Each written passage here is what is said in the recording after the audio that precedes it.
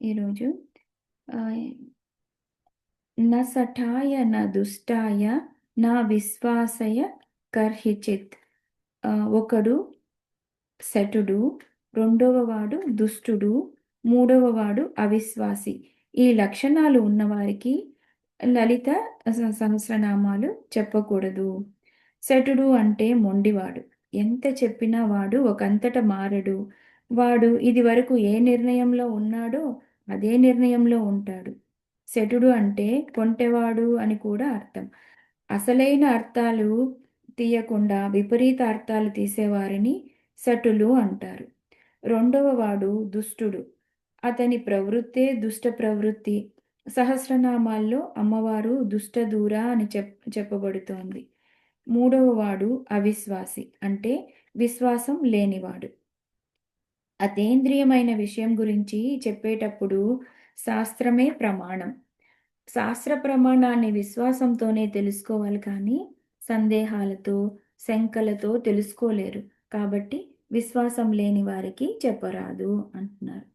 ఇక్కడ హయగ్రీవుడు అగస్త్యునికి చెప్పడమే కాకుండా, నీ తర్వాత ఇంకెవరైనా నువ్వు దీనిని చెప్పేటప్పుడు జాగ్రత్తగా ఉండు అని చెప్తున్నారు. ఎందుకంటే విద్య పరంపరగా వస్తుంది. అగస్త్యునితో చెప్తే అక్కడితో ఆగుతుందా? అక్కడి నుండి మనదాకా వస్తుంది. అందుకు అగస్త్యుల వారికి చెప్పేటప్పుడే హెచ్చరిక. ఇంత ఉపోద్ఘాతం అవసరమా? ఏకంగా శ్రీమాత అని చెప్పుకోవచ్చు కదా అంటే, అలా అయితే వ్యాసుల వారు బ్రహ్మాండ పురాణంలో ముందు మొదటి నామం శ్రీమాత గురించే చెప్పేవారు. ఇంత ఉపోద్ఘాతం అవసరం ఎందుకంటే యోగ్యత మనం సంతరించుకోవాలి. ఒక్కొక్క విద్యలో ప్రవేశించడానికి ఒక్కొక్క రకమైన సంస్కారం కావాలి. సూదిలో దారం పెట్టేటప్పుడే మనం దారాన్ని ముందు పదును చేసి దానిలో ప్రవేశింపచేస్తాం. అలాగే మన అంతరంగాన్ని, అంతఃకరణాన్ని కూడా అంత పదునెక్కిచ్చి ఈ సూక్ష్మ విద్యలో ప్రవేశించాలి అని చెప్తున్నారు. అది ఉపాసకాయ శుద్ధాయ. ఎవరికి చెప్పాలంటే ఉపాసకునికి చెప్పాలి. శ్రీ మాతృభక్తి యుక్తాయ. శ్రీమాతపై భక్తి ఉన్నవారికి చెప్పాలి. శ్రీ విద్యా రాజవేదినే. శ్రీ విద్యా మంత్రం ఉన్నవారికి చెప్పాలన్నారు. శ్రీ విద్యా మంత్రం ఉన్నవాడు లలితా సహస్రనామం వింటే విషయం తెలిసి మరింత ఆనందిస్తాడు అంటున్నారు. ఉపాసకాయ శుద్ధాయ దేయం నామ సహస్రకం అంటే శుద్ధుడైన ఉపాసకునికే ఈ సహస్రనామ విద్య ఇవ్వాలి. ఇవి కేవలం అర్థాలు తెలుసుకునే అక్షరాలు కావు. శుద్ధోపాసకులు అంటే నిష్కపటమైన భక్తి కలవారు. వీరు కేవలం అమ్మవారు అనుగ్రహం తప్ప మరే చింతన లేనివారు. ఇలాంటి వారు వేళ్ల మీద లెక్కించదగిన వారే. అంత తేలికగా శుద్ధోపాసకులు దొరకరు. ఈ విద్య ఒక దేవత. ఎప్పుడైనా మంత్రాలు కానీ, స్తోత్రాలు కానీ, అక్షరాలనే దృష్టితో చూడకూడదు. ఇవి సాక్షాత్తు దేవతా స్వరూపాలే. మంత్రాన్ని, స్తోత్రాన్ని పుచ్చుకున్నారంటే దేవతను పుచ్చుకున్నారనే భావంతో పుచ్చుకోవాలి. నామ సహస్రకం దేయం. ఈ 1000 నామాల విద్యని శుద్ధుడైన ఉపాసకునికి మాత్రమే ఇవ్వాలి. యాని నామ సహస్రాని సద్యః సిద్ధి ప్రధానివై. ఈ సహస్రనామాలకి ఉన్న ప్రత్యేకత ఏమిటంటే ఈ సహస్రనామ విద్య వెంటనే ఫలితమిస్తుంది. ఈ సహస్రనామ విద్య వెంటనే ఫలితమిస్తుంది. ఇందులో ఏమాత్రం సందేహం లేదు. అనేక మందికి ఇవి అనుభవాలే. తంత్రేషు దేవ్యాస్తేషు ముఖ్యమిదం మునే. ఈ లలితా సహస్రనామ స్తోత్రం గురించి అన్ని తంత్రాల యందు, పురాణాల యందు చెప్పబడింది అన్నారు. అమ్మవారి తంత్ర విద్యలు మొత్తం 64 ఉన్నాయి. ఈ 64 తంత్రాలలోనూ పురాణాది శాస్త్రాల యందు చెప్పబడ్డ విషయాలన్నీ లలితా సహస్రనామ స్తోత్రంలో ఉన్నాయి. ఈ సహస్రనామాలను జాగ్రత్తగా తెలుసుకుంటే తంత్ర విద్యలు, పురాణాలంటే ఏమిటో కూడా తెలుస్తాయి. స్ శ్రీ విద్యైవతు మంత్రాణం తత్ర కాదిర్యధా పరా. 64 తంత్రాల్లోనూ ఇది గొప్ప తంత్రం. భిన్నమైన తంత్రాల గురించి శంకరుల వారు సౌందర్యలహరిలో చెప్తూ 64 తంత్రాలలో శిష్టమైన తంత్రం శ్రీవిద్య అన్నారు. అందుకే తంత్రాలన్నీ ఒక ఎత్తు, శ్రీవిద్య ఒక్కటి ఒక ఎత్తు. తంత్రాల యందు శ్రీవిద్య ఎంత గొప్పదో, స్తోత్రాల యందు సహస్రనామ స్తోత్రం అంత గొప్పది. తంత్రాలలో శ్రీవిద్య ఎంత ఉత్కృష్టమైనదో పురాలలో శ్రీపురం అనగా శ్రీమన్నగరం, మణిద్వీపం, సహస్రనామాల్లో లలిత సహస్రనామాలు అంతటి గొప్పతనాన్ని సంతరించుకున్నాయి. ఇతర తంత్రాలు కేవలం లౌకిక, పారలౌకిక సుఖాలను మాత్రమే ఇస్తాయి. కానీ శ్రీ విద్యా తంత్రం ఇహలోక, పరలోక సుఖాలు మాత్రమే కాకుండా ఏ తంత్రం ఇవ్వలేని మోక్షాన్ని ఇచ్చే బ్రహ్మ విద్య. అందుకే స్వతంత్ర సర్వతంత్రేసి, సర్వతంత్రాలకు ప్రభువుగా స్వతంత్రంగా ఉన్నది అమ్మ. యదాస్యః పఠనాద్దేవి ప్రియతే లలితాంబిక. దీనిని పఠిస్తే అమ్మవారు సంతోషిస్తుంది. అమ్మ సంతోషించడం కన్నా ఇంకేం కావాలి? సంకల్పాలలో చాలామంది ఎన్నో సంకల్పాలు చదువుతుంటారు. కానీ ఒక్క సంకల్పం చాలు. అది శ్రీ లలితా దేవత ప్రీత్యర్థం. ఇంకేమీ అవసరం లేదు. ఆవిడ ప్రీతి చెందాలనే ఒక్క లక్ష్యం పెట్టుకుంటే అన్నీ లభిస్తాయి. లక్ష్యాలు ఎక్కువైపోతే ప్రీతి లభించదు. దీనికంటే అమ్మ సంతోషించే విషయం మరొకటి లేదని చెప్తూ అన్యనామ సహస్రస్య పాఠాన్న ప్రియతే తదా శ్రీమాతుః ప్రియతే తస్మాత్ అనిసం కీర్తయేదిదం. అమ్మవారి ప్రీతి కోసం నిరంతరం దీన్ని పఠించవచ్చు. సహస్రనామ స్తోత్రంలో కేవలం పఠనానికి మాత్రమే కాకుండా రకరకాల ప్రయోగాలు ఉన్నాయి. ప్రయోగం అంటే ఒక్కొక్క సిద్ధి కోసం ఒక్కొక్క రకంగా వాడటం.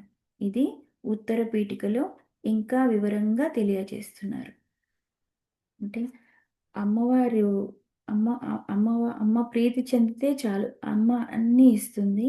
లలిత సహస్రనామ తంత్రం అన్నిటికంటే ముఖ్యమైన, గొప్పదైన తంత్రం. అది మోక్షమిచ్చే బ్రహ్మ విద్య అని చెప్తున్నారు. అమ్మవారి నామాలతో పూజ చేయవచ్చు.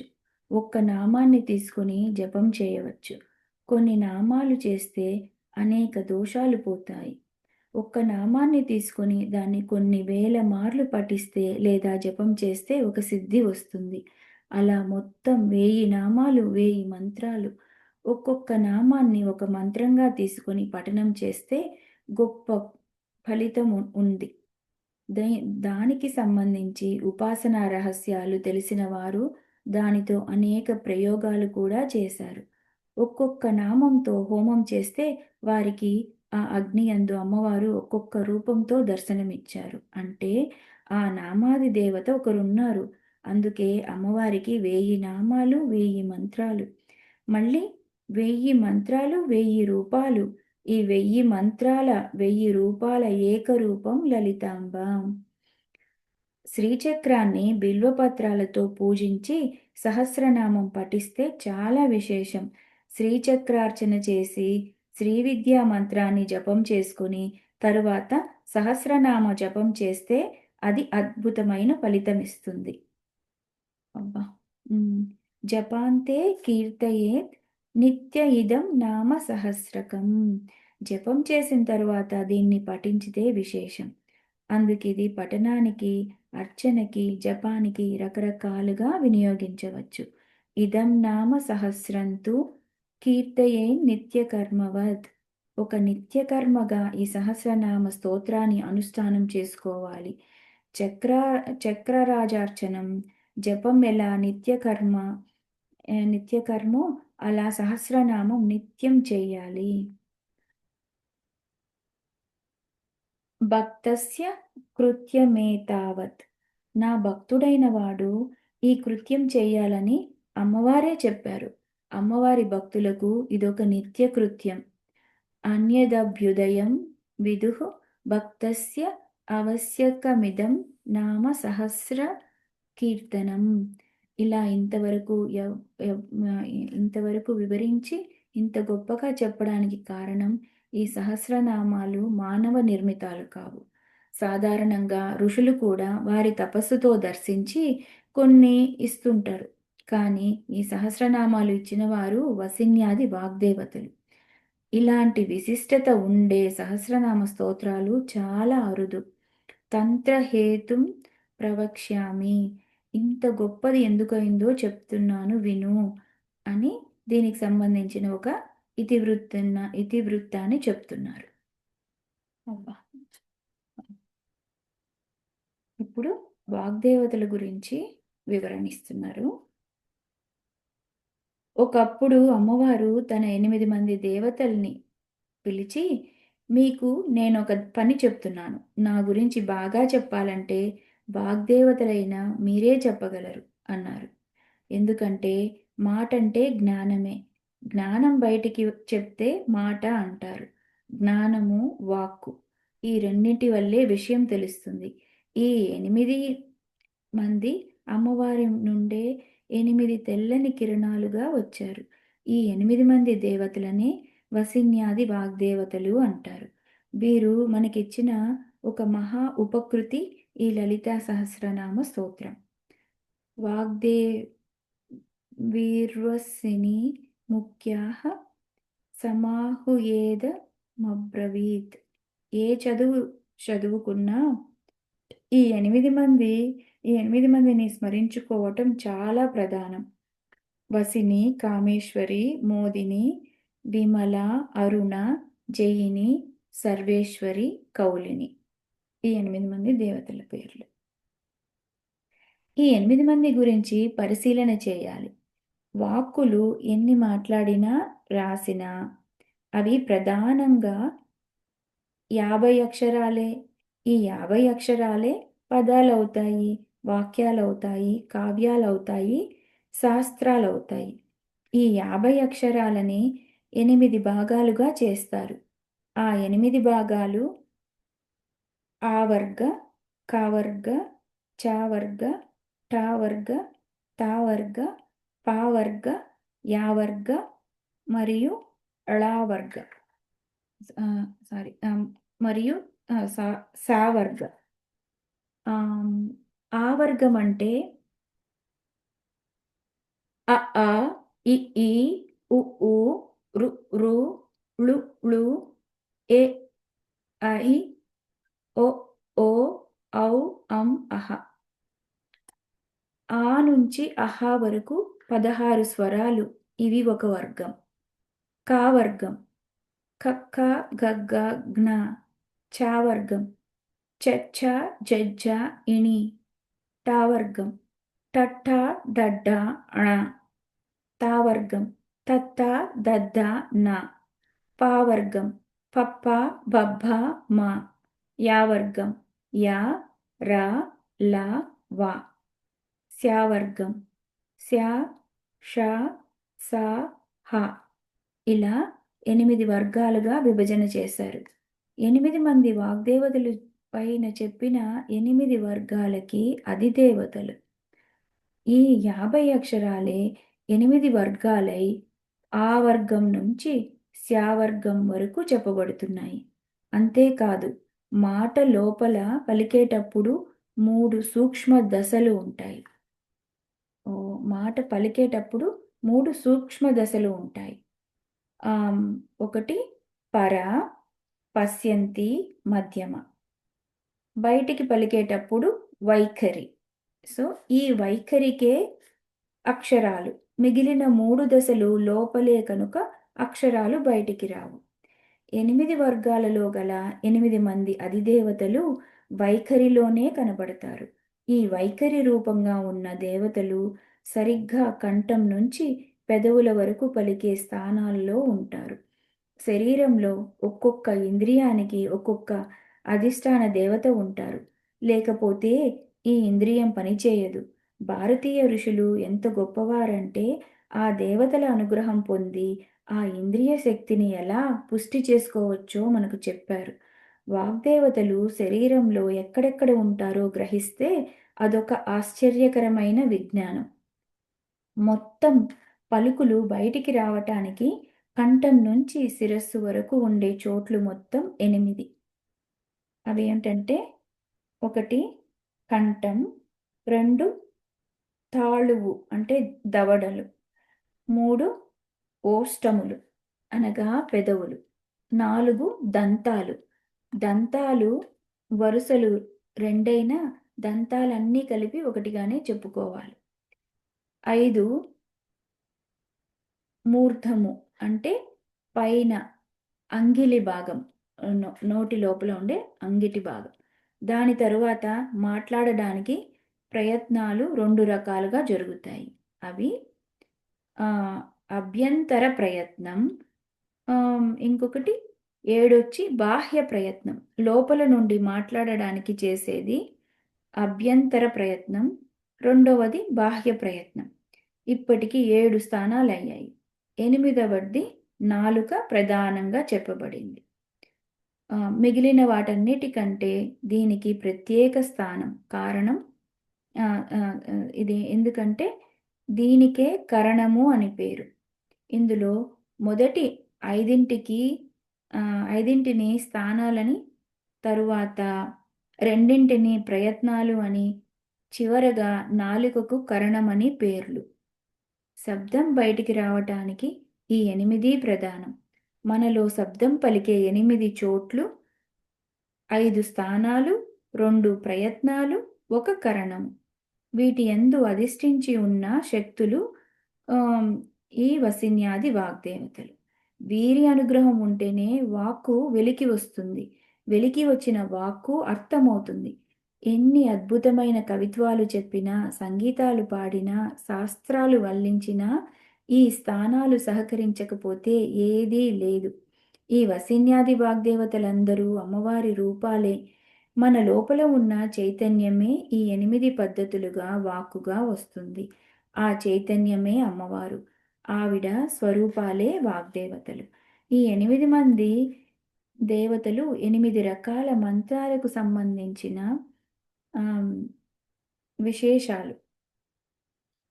ఇప్పుడు ఈ 8 దేవతల గురించి తెలుసుకుందాం ఒక్కొక్కరుగా.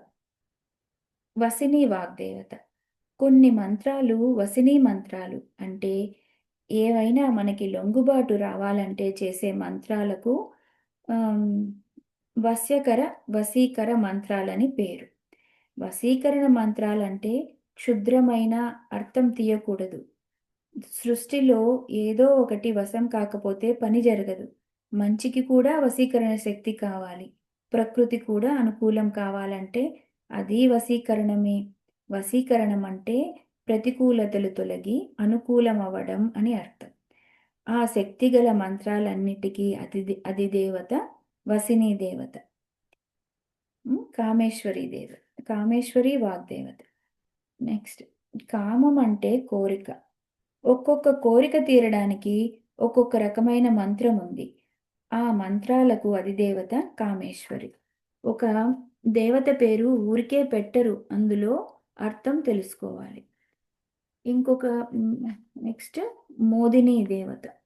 మోదిని అంటే అంగీకారం, ఆమోదం అని అర్థం. సృష్టిలో ఏది జరిగినా ఆనందం, తృప్తి కావాలి. ఆనందానికి, తృప్తికి సంబంధించిన మంత్రాది దేవత మోదిని.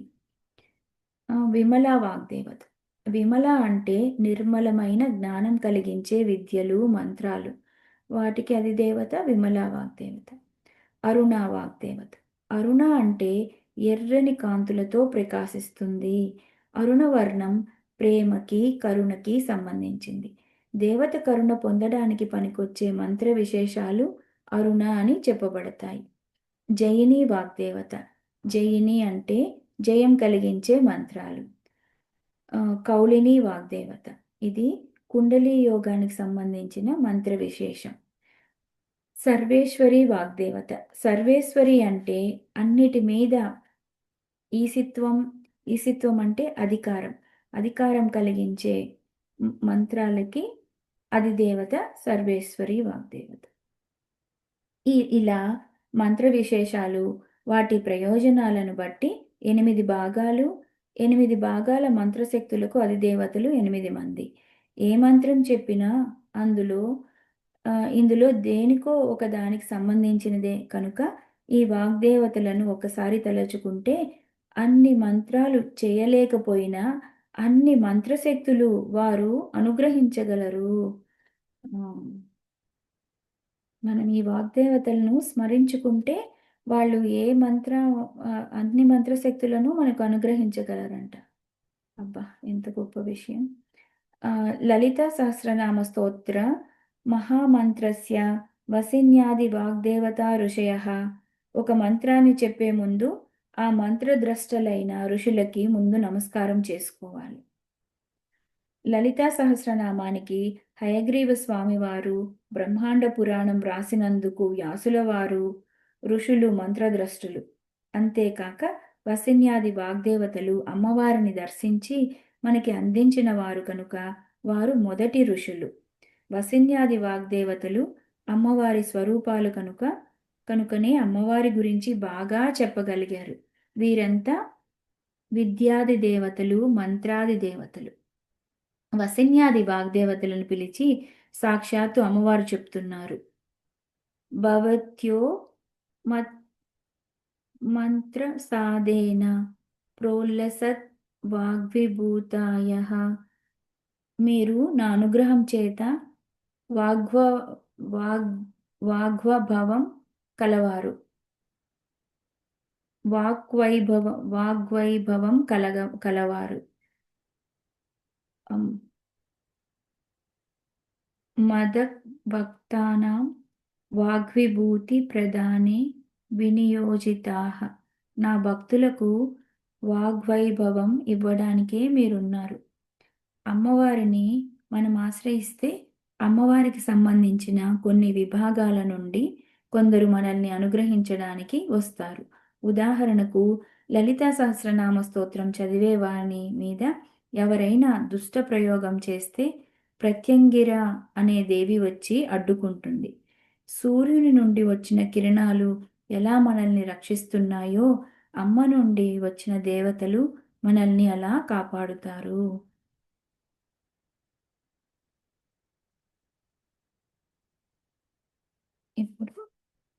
మనం ఇప్పుడు వాగ్దేవతల గురించి తెలుసుకున్నామండి. ఇంకొక ముఖ్యమైన విషయము అమ్మ గురించి లలితా సహస్రనామం చదివే వారి మీద ఎవరైనా దుష్ప్రయోగం చేస్తే ప్రత్యంగిరాదేవి వచ్చి అడ్డుకుంటుందంట. సూర్యుడి నుంచి వచ్చిన కిరణాలు మనల్ని ఎలా రక్షిస్తాయో అలా అమ్మ నుంచి వచ్చిన దేవతలు మనల్ని అలా కాపాడుతారు. ఎంతో అదృష్టం ఉంటే కానీ ఈరోజు మనం అమ్మ గురించి చెప్పుకుంటున్నాము, ఈ విషయాలన్నీ తెలుసుకుంటున్నామండి. నెక్స్ట్ శ్రీచక్రం వాగ్దేవతలు. వాగ్దేవతలు శ్రీచక్రంలో ఎక్కడ ఉంటారో దాని గురించి తెలుసుకుంటాం. వాగ్దేవతలు శ్రీచక్రంలో ఉంటారు. శ్రీచక్రం అమ్మవారి రూపమే. ప్రధానంగా బిందువు దగ్గర అమ్మ ఉంటుంది.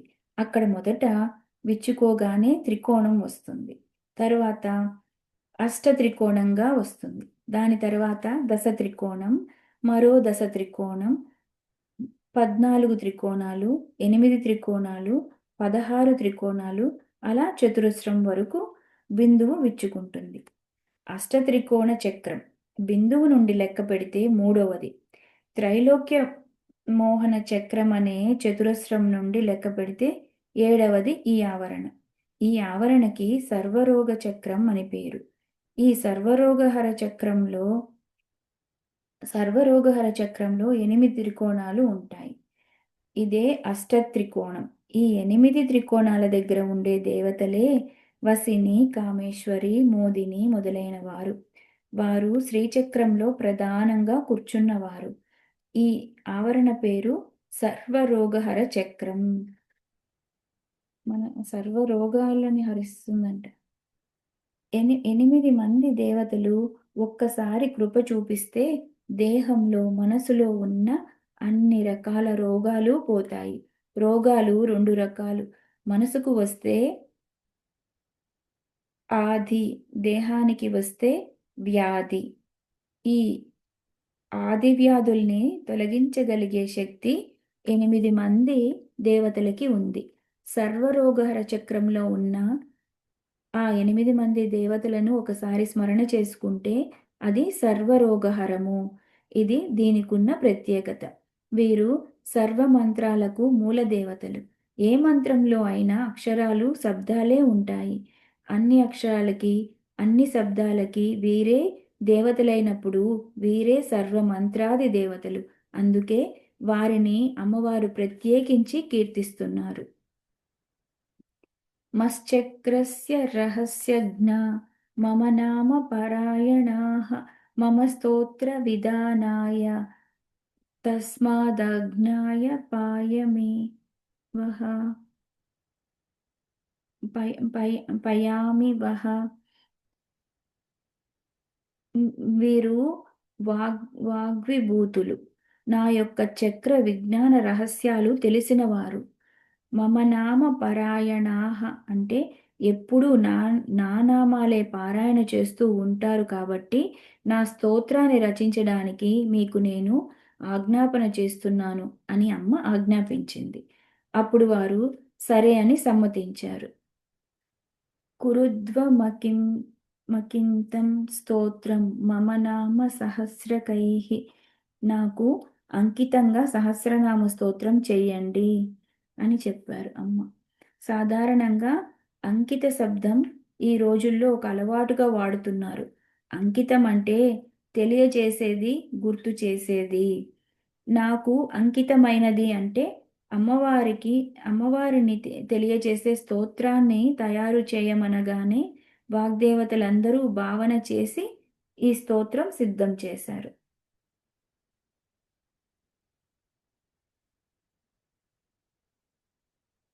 ఆహ్,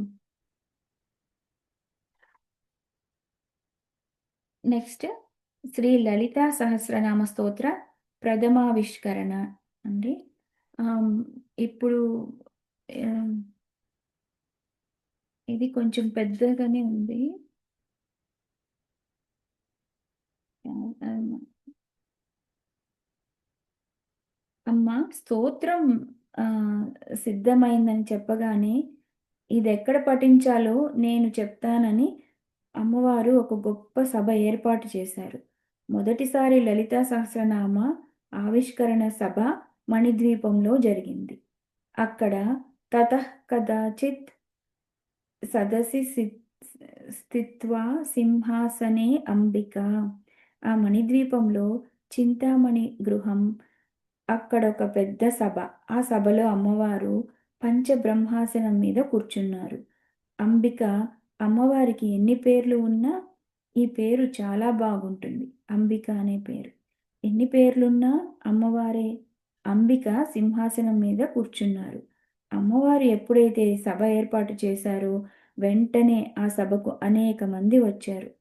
ఎందుకంటే ప్రపంచాన్ని నిర్వహించే ప్రపంచ నాయకురాలి సభ కనుక ప్రపంచాన్ని నిర్వహించే వారందరూ వచ్చారు.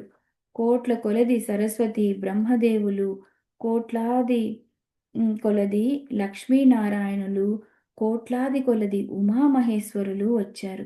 ఇదేమిటి ఆశ్చర్యం! అయోమయమేమీ అక్కర్లేదు. కొన్ని కోట్ల బ్రహ్మాండాలు ఉన్నాయో, అన్ని కోట్ల బ్రహ్మాండాలలో ఎన్ని కోట్ల బ్రహ్మాండాలు ఉన్నాయో, అన్ని కోట్ల బ్రహ్మాండాలలోనూ సృష్టి, స్థితి, లయలు జరుగుతున్నాయి. కనుక ఈశ్వర శక్తి ప్రతి బ్రహ్మాండంలోనూ ప్రతి బ్రహ్మాండంలో బ్రహ్మ, విష్ణు, రుద్ర రూపాలతో ఉంటుంది. అలా అనేక కోట్ల బ్రహ్మాండాలు ఉన్నాయి. అన్ని కోట్ల బ్రహ్మాండాల నుండి ఆ సృష్టి, స్థితి, లయకారకులు అమ్మవారి సభకు వచ్చారు. అమ్మవారి పరివార దేవతలైన మంత్రిని, దండిని, ముఖ్యాః సేవార్థం యాః సమాగతాః శ్యామలాదేవి, వారాహీదేవి అనేక రకాలైన అమ్మవారి శక్తులు, పరివార దేవతలు, ఉపదేవతలు, అంగదేవతలు అందరూ వచ్చి ఆ సభలో కూర్చున్నారు. గురువులు కూడా వచ్చారు. గురువులు 3 రకాలుగా ఉంటారు. దివ్యౌగా, సిద్ధౌగా, మాన మానవౌగా. ఔగము అనగా సమూహము అని అర్థం. అమ్మవారి విద్యలో దేవతలు ఉన్నారు. సిద్ధపురుషులు ఉన్నారు. మానవులుగా వచ్చి ఉపాసన వల్ల, తపస్సు వల్ల గొప్పవారైన ఋషులు ఉన్నారు. దివ్యౌఘ అంటే దేవకోటికి సంబంధించిన గురువులు. మిత్రేశమయి మొదలైన వారు. అగస్త్య, లోపాముద్ర వీరు సిద్ధ గురువులు. శంకర భగవత్పాదులు మొదలైన వారు మానవ రూపంలో అవతరించి గురువులైన వారు. వారు మానవౌగం అని చెప్పబడుతున్నారు. ఇలా దివ్యౌగా, సిద్ధౌగా, మానవౌగా వీరందరూ వచ్చారు.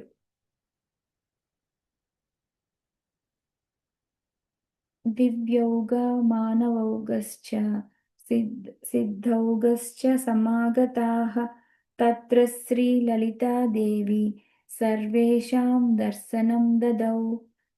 భవ్యమైన సింహాసనంలో కూర్చుని అమ్మవారు వీరందరికీ దర్శనమిచ్చారు. అప్పుడు అమ్మవారు సైగ చేయగానే ముందు వరుసలో కూర్చున్న వసిని మొదలైన 8 మంది వాగ్దేవతలు లేచారు. సభంతా మౌనం వహించింది. అమ్మవారి సైగని స్వీకరించి వసిన్యాది వాగ్దేవతలు సహస్రనామాలతో కీర్తన చేయడం మొదలుపెట్టారు. ఇది మొదట సహస్రనామ స్తోత్రం పఠించిన సన్నివేశం. మణిద్వీపంలో చింతామణి గృహసభలో అంతమంది సమూహంలో వసిన్యాది వాగ్దేవతలు బద్ధాంజలి పుటస్తదా 2 చేతులు శిరస్సు మీద పెట్టుకొని తల వంచి ఒళ్ళు పులకరించిపోతూ ఉండగా అమ్మవారిని అస్తువన్నామసహస్రైః స్వకృతైః లలితాంబికాం 1000 నామాలు పఠనం చేశారు. సర్వే విస్మయం జగ్మహు ఏ తత్ర సదసి స్థితాః. ఆ నామాలు విని సదస్సులో ఉన్న మేధావులంతా ఆశ్చర్యచకితులయ్యారు. తతః ప్రోవాచ లలిత. అప్పుడు అమ్మవారు చెప్తున్నారు, మీరంతా విన్న ఈ స్తోత్రం నాకు చాలా ప్రీతికరమైనది. మీరందరూ నా ఆజ్ఞగా స్వీకరించి ఈ సహస్రనామ స్తోత్రాన్ని ఇకపై పఠనం చేస్తూ మీ మీ లోకాలలో వ్యాప్తి చేయించండి. సర్వజీవులు తరించాలనే కారుణ్యంతో అమ్మవారు ఈ ప్రణాళిక చేశారు. నా గురించి తెలుసుకుని కీర్తించి సృష్టిలో అందరూ తరించాలి.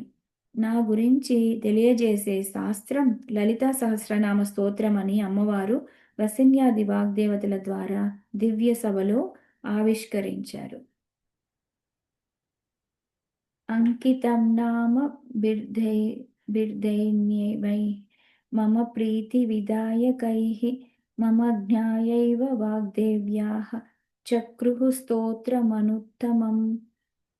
ఇది నాకు అత్యంత ప్రీతిపాత్రమైన స్తోత్రం సుమా. నా ఆజ్ఞను అనుసరించి వాగ్దేవతలు ఈ స్తోత్రం చేశారు.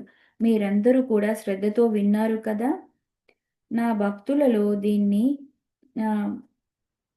ప్రవర్తిల్లజేయండి. నేను ప్రీతి చెందాలనే తపన నా భక్తులకు ఉంది. వారి తపన తీర్చడం కోసం నేను ఈ విద్యను ఆవిష్కరించాను. మీరు మీ మీ బ్రహ్మాండాలలో నా భక్తులకు తెలియజేయండి అని చెప్పారమ్మ. సమే ప్రీతమో జ్ఞేయః తస్మై కామాన్ దదామ్యహం ఇదం నామ సహస్రం మే యో భక్తః పఠతే సకృత్. నా భక్తులైన వారు ఈ స్తోత్రాన్ని భక్తితో ఒక్కసారి పఠించినా నేను సంతోషిస్తాను. దీనిని శ్రీచక్రమందు ఆరాధించి జపం చేసి పఠించవచ్చును. శ్రీచక్ర ఆరాధన చేయకపోయినా, నా మంత్ర జపం చేయకపోయినా ఈ సహస్రనామ స్తోత్రం చేయవచ్చు అని అమ్మవారు చెప్పారు. మా మామర్చయతు వా మా వా విద్యాం జపతు వా న వా కీర్తయేన్నామ సహస్రం మిదం సుప్రీతయే సదా. నన్ను అర్చించినా అర్చించకపోయినా, నా మంత్రం జపించినా జపించకపోయినా భక్తితో ఈ నామ సహస్రం చదివితే మత్ప్రీత్యా సకలాన్ కామాన్ లభతే నాత్ర సంశయః. నేను ప్రీతి చెందుతాను. చదివిన వారి కోరికలన్నీ తీరుతాయి. ఇందులో సందేహం లేదని అమ్మవారు చెప్పారు. తగిన నియమాలతో ఈ సహస్రనామ స్తోత్రం అందరూ హ్మ్. తప్పులు లేకుండా కీర్తించవచ్చు. తస్మాత్ నామ సహస్రం మే కీర్తయధ్వం సదా ఆదరాత్. వీటిని నియమాలు అంటారు. అదరాత్ భక్త్యా అంటే ఆదరంగా, భక్తిగా చదవాలి అని అర్థం. ఉత్తరాదిలో ప్రేమ్ సే బోలో జై మాతాజీ అన్నట్టు ప్రేమగా పలకాలి.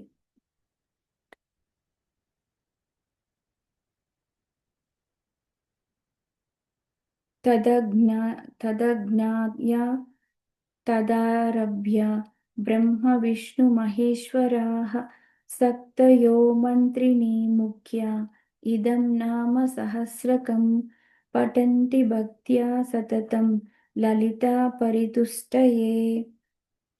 అమ్మవారు సభలో ఆజ్ఞాపించిన తరువాత బ్రహ్మ, విష్ణు, మహేశ్వరులు, ఇతర ఆమ్, శక్తులు, శ్యామల, వారాహి దేవతలు వీరందరూ వాటిని ఆమ్, వీరందరూ ఆనాటి నుండి లలితా సహస్రనామ స్తోత్రం పారాయణ చేస్తూ ఉన్నారు.